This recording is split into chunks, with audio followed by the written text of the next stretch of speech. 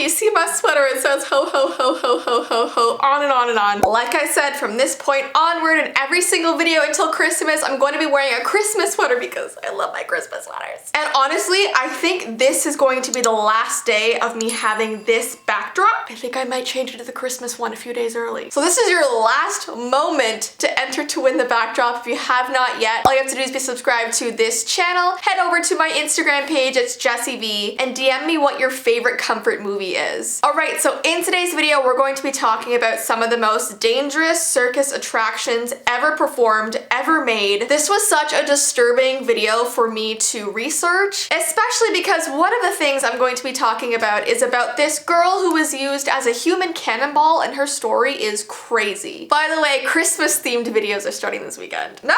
My dog is about to knock over my lights. Okay, but before we get into this very crazy video, I also just wanted to announce that we have a huge Black Friday sale on our website right now. Every single thing on there is 20% off. This sale only happens once a year, so take advantage of it if you ever saw something that you liked there. Maybe there was something that you wanted for Christmas. Now is the time. So I've linked my website down below. That means Christmas mystery boxes are on sale. Our Christmas ornaments are on sale. Our plushies are on sale. Even my favorite Christmas light up gnomes are on sale, okay? We even have some new things like Christmas phone pop sockets, pocket mirrors, necklaces. The list goes on and on, guys. So yeah, this sale is going to be going all weekend. So like I said, I have linked everything down below. All right, guys, let's get right into today's video talking about very dangerous circus attractions. So the first one is explosive human cannonballs. Perhaps one of the most daring acts a circus had to offer was the human cannonball. Some cannonball daredevils would land safely in a net. Others would land in large bodies of water such as deep ponds or lakes. And the more skilled performers would utilize the cannon in their trapeze acts. Now, contrary to what most people believe, explosives are not used or required for this stunt. Because obviously using explosives would have made this stunt a lot more deadly than it already is. Instead, the cannon acted more like a catapult rather than a real cannon. When the person was stuffed inside of it, their weight would compress the springs below them. And then when force was added, they would be hurled out of it. They would often use either gunpowder or fireworks or smoke, so it looked like it was a real cannon when the person was like shoved out of it. Now, the first ever person to step inside this cannon to become a human cannonball is not someone that you would expect. It was a 14-year-old girl. Rosa Matilda Richter, otherwise known as Zazzle, was stuffed inside the metallic spring-style cannon and launched into the air in 1877. She flew 20 feet into the air and then landed in a net. And eventually, after doing these performances for a while, she would go 100 feet in the air. My dog is just scratching the carpet profusely. Where are you trying to dig to? I swear there's nothing there. Now, one day, P.T. Barnum saw her perform and he made her an offer that she could not refuse. So she toured with Barnum and his circus through France, across the states. She even ended up marrying his manager. And I just want to know, why does P.T. Barnum find everybody? It kind of creeps me out a little bit. Sadly, in 1891, Rosa Richter was performing with Barnum Circus when she plummeted to the ground. She broke her back immediately and it ended her entire career. She was heartbroken and the accident changed her life physically and emotionally. Like, this girl was so popular until her accident. I mean, it's extremely tragic. Now, this whole act is not just for shock and entertainment. Like I said, it's super dangerous. There are over 30 recorded deaths from people doing this. And it's not from like the launching part, it's from the landing part. Hold on.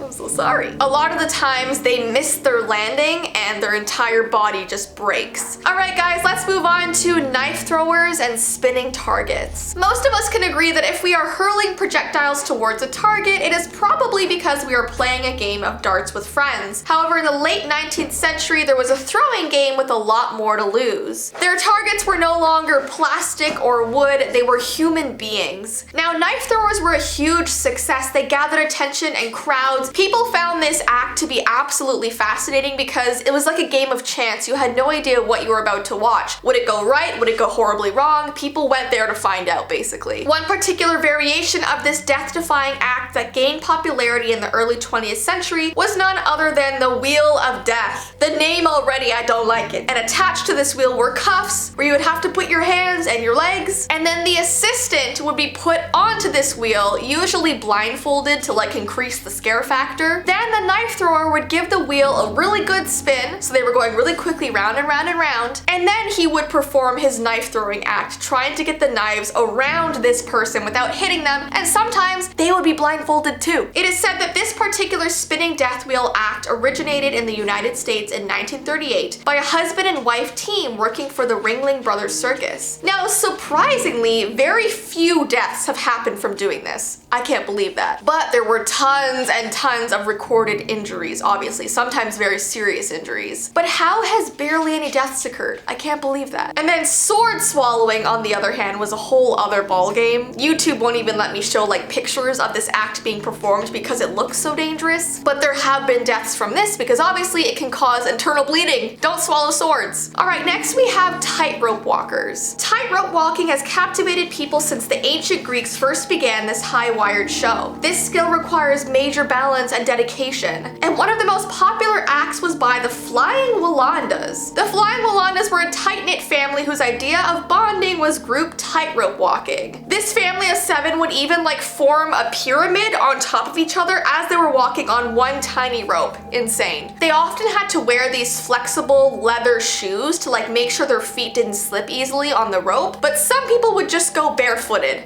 I don't know why. Many deaths have occurred from these performances. Most tightrope walking acts you see today are done so with the use of safety netting underneath. However, in the past, back when daredevils really didn't care about their safety, they wouldn't have anything underneath them. Some people would even walk across buildings, over huge bodies of water, canyons, skyscrapers. I mean, the list is endless of what these people would do. Terrifies me. Because obviously any fall would lead right to your death. Then we have lion tamers. Lion tamers have been frightening audiences for over 200 years. Circuses are known for their animal training, their big tents filled with elephants, lions, tigers, seals. And especially back then, people found these animals to be super rare and foreign, and people didn't see them all the time. They only ever saw them at circuses. So they went there for that entertainment factor of not knowing what these beasts were about to do. Lions and tigers were often the biggest victims of circus captivity and exploitation. These animals were made for a life of roaming and hunting, so when they were captured and put into small cages, they became incredibly aggravated. And that is rightfully so. They were literally dragged from where they know is home. Now, in these cages, they became irritable, they weren't fed very well, so they were constantly hungry. And they made them that way so when they were released for this act, they would be super aggressive and it would scare people. The Man vs. Beast act was highly popularized in the 1920s until the early 1960s. Famous lion tamer Clyde Beatty would put on a captivating show where Beatty would use a bullwhip and chair to distract the lion from his own body as they danced around each other. And also, lion tamers often keep a pistol at their side in case things go wrong, because obviously animals are very unpredictable, but maybe if you didn't put them in cages and starve them, they'd be fine. Sorry, this makes me so angry. Now, thankfully, in today's day and age, there are strict rules about animals in circuses. They have to be kept fed, taken care of. There's all kinds of guidelines now. But if you ask me, they shouldn't be in circuses at all. I find it so difficult to feel bad for any of these tamers who get injured. Like, you put yourself in this position. And lastly, we have flying trapeze artists. It began when a man named Jules Leotard first hung trapeze bars over a swimming pool in his father's gymnasium. Leotard performed as many aerial somersaults and gravity-defying leaps as he wanted, and he felt assured that if he fell, he would just be landing in the water, which is a good way to practice. Well, after mastering this, he moved on to performing at the circus. It proved to be an excellent endeavor as his shows were completely sold out. Unfortunately, this was very short-lasting because he passed away in 1870 just unexpectedly. People believe that he probably had typhoid fever. He did, however, leave behind a lasting legacy. They named skin-tight leotards many acrobats and performance artists wear after him. Now, they say the triple somersault is the most dangerous thing to perform while you're a trapeze artist. It says Italians also named it salto mortale, meaning the deadly leap. Do they really want to do that? Now, broken backs and bones are very common when you're a trapeze artist. Like I said, you have to have netting and you have to be very balanced and just good at what you do. Anyway, so guys, those are said to be the most dangerous acts in circus, but there are more that I could talk about. If you want me to make a part 2, I definitely can. Give this video a thumbs up. And yeah, don't forget about our 20% off sale. I've linked our website down below in the description.